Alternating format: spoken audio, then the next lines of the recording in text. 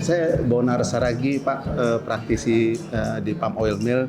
Kita sudah lebih 31 tahun berada di industri ini. Jadi dengan adanya acara update teknologi di pabrik kelapa sawit ini sebenarnya acara yang sangat baik yang nanti akan kita lakukan di bulan Juli di Bandung, karena akan membuat bisnis ini menjadi semakin kompetitif ya, karena kita tahu bahwa biaya-biaya itu tetap pasti naik, seperti cost untuk misalnya cost untuk karyawan, biaya perawatan itu naik terus. Jadi bagaimana untuk mengatasinya, kita harus buat efisiensi melalui salah satu caranya adalah kita mengikuti update teknologi seperti itu.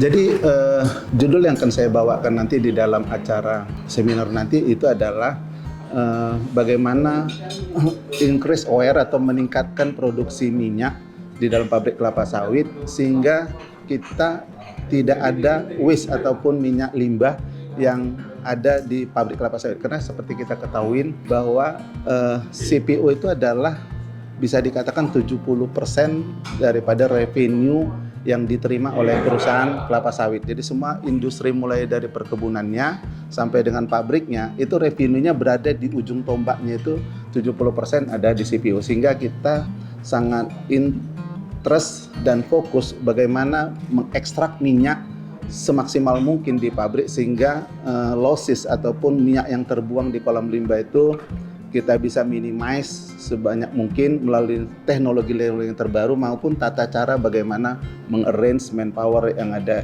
di tempat kita. Saya mau sampaikan di Indonesia ini kurang lebih ada 1.500 sampai 1.800 pabrik kelapa sawit, dan produksi sawit kita satu tahun itu kurang lebih 50 juta ton CPO atau 250 juta ton TBS. Jadi kalau kita olah satu tahun 250 juta ton TBS, dengan acara ini kita bisa perbaiki oil loss-nya 0,5% aja, maka 0,5% kali 250 juta ton TBS satu tahun, kita bisa recovery minyak kurang lebih 1,25 juta ton CPO. Itu nilainya fantastis. Kalau 1,25 juta ton CPO kalikan harganya kurang lebih 12 juta, maka kita bisa dapatkan kurang lebih sekitar 14 sampai 15 triliun per tahun dengan hanya bagaimana kita merecovery loss yang selama ini juga memang terjadi.